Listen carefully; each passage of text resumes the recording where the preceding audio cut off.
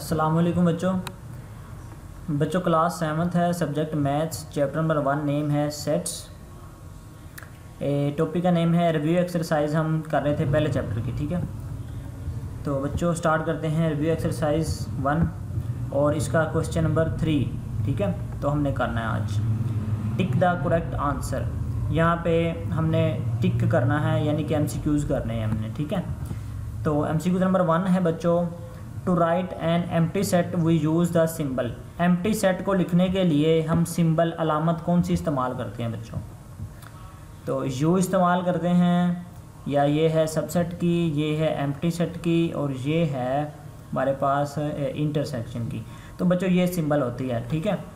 Symbol क्या होती है बच्चों? ये सिंबल होता है, ठीक है। एम्प्टी सेट का ये सिंबल होता है। इस तरह आगे पार्ट नंबर 2 है बच्चों, the complement of a set A can be written as. Complement को बच्चों हम कैसे लिखते हैं वो हमने बताना है। क्या हम ऐसे लिखते हैं बी डिफरेंस, इसको बोलते हैं डिफरेंस लाइन को, बी डिफरेंस ए, नहीं ये तो बी डिफरेंस ए है। ए कम्प्लीमेंट इसको बोलते हैं बच्चों ए डैश। ए डैश बराबर होता है ए कम्प्लीमेंट के। बच्चों ए कम्प्लीमेंट को लिखने का एक और भी तरीका है कि ए आपने लिखना है इस तरह से, ठीक है, और उसके ऊपर बच्चों आपने छोटा सा सी लिख देना है, ठीक है। ए सी यानी कि ए का कम्प्लीमेंट, या ए डैश भी लिख सकते हैं आप, ठीक है। तो यहाँ पे ए डैश लिखा हुआ है तो यही हमारा आंसर होगा, ठीक है बच्चों, ये टिक होगा हमारा। आगे 3 देखते हैं, if A is equal to 1 3 and B is equal to A wow B then A intersection B. A intersection B, यहाँ पे देखें दोनों में कॉमन एलिमेंट कोई है। इंटरसेक्शन का मतलब होता है कॉमन एलिमेंट देखें, दोनों में एक जैसे मिलते जुलते अल्फाज देखें। मिलते जुलते अल्फाज यहाँ पे कुछ भी नहीं है बच्चों, यहाँ पे 1 3 है और यहाँ पे ए भी है, दोनों में से कुछ भी नहीं मिल रहा, ठीक है। तो इसका खाली सेट आंसर आएगा, एम्प्टी सेट आंसर आएगा इसका हमारे पास, ठीक है बच्चों। तो इसका जो आंसर होगा बच्चों वो क्या होगा? एम्प्टी सेट होगा, ठीक है।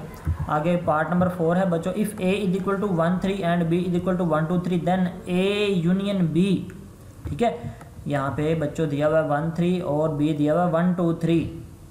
तो यूनियन बच्चों होता है तमाम एलिमेंट्स हमने लिख देने होते हैं दोनों के मिला के, ठीक है।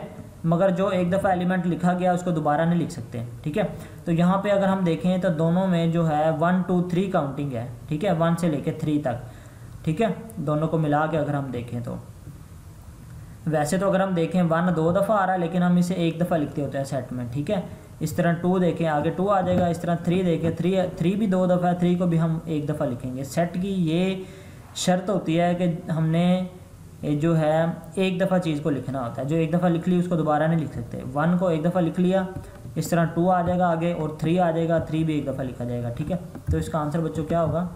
1 2 3, ठीक है, ये इसका आंसर होगा ए यूनियन बी, ठीक है बच्चों। अब है आगे 5 नंबर है, part number 5, B difference A is represented by. Difference हम माइनस को बोलते हैं, इसको बी माइनस ए भी लिख सकते हैं, या फिर बी एक लाइन होती है उसको मैं आपको बताता हूँ। ये देखिए ए माइनस बी लिखा हुआ है, ठीक है। हम माइनस लगा सकते हैं दरम्यान में, लेकिन हमने लगाना है बी माइनस ए, क्योंकि हम निकालना चाह रहे हैं बी डिफरेंस ए, ठीक है बच्चों। क्या निकालना है हमने? बी डिफरेंस ए, तो यानी कि बी माइनस ए होना चाहिए, लेकिन ये है ए माइनस बी, तो ये नहीं हो सकता पहला। आगे बी को देखें, ए इंटरसेक्शन बी, नहीं जी ये भी नहीं हो सकता। ये देखें आगे बी, ठीक है, बी डिफरेंस ए बच्चों ये होगा इसका आंसर, ठीक है। बी डिफरेंस ए, ये जो लाइन होती है इसको हम बोलते हैं डिफरेंस, ठीक है, बी डिफरेंस ए। और आगे ये है बच्चों ए यूनियन बी, ठीक है। तो हमारा आंसर होगा सी वाला। अब आगे पार्ट नंबर 6 को देखें बच्चों, A dash union A. A dash बच्चों क्या होता है? मैंने आपको पहले भी बताया, ए का कॉम्प्लीमेंट। ए का कॉम्प्लीमेंट बराबर होता है यू माइनस ए के, ठीक है। ए का कॉम्प्लीमेंट बराबर होता है यू माइनस ए के।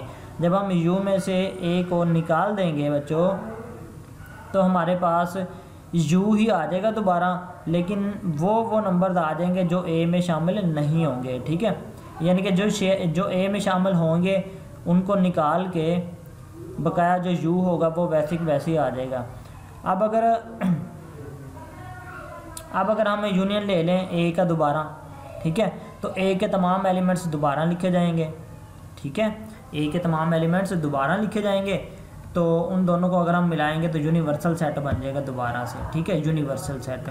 तो इसका आंसर बच्चों क्या होगा, यूनिवर्सल सेट इसका आंसर होगा। अब मैं आपको बुक से इसका पेज नंबर बताता हूँ बच्चों। पेज नंबर देखें, ये है 18, ठीक है, ये 18 पेज नंबर है और इसका क्वेश्चन नंबर हमने किया है बच्चों 3, ये वाला। इसके जो 2 पार्ट्स हैं वो इस पेज नंबर 18 पर हैं और आगे जो हैं 3, 4, 5 एंड 6 पार्ट्स हैं वो बच्चों हैं पेज नंबर 19 पर, ठीक है। तो ये हमने आज काम किया है बच्चों, ठीक है बच्चों। ओके, अल्लाह हाफिज़।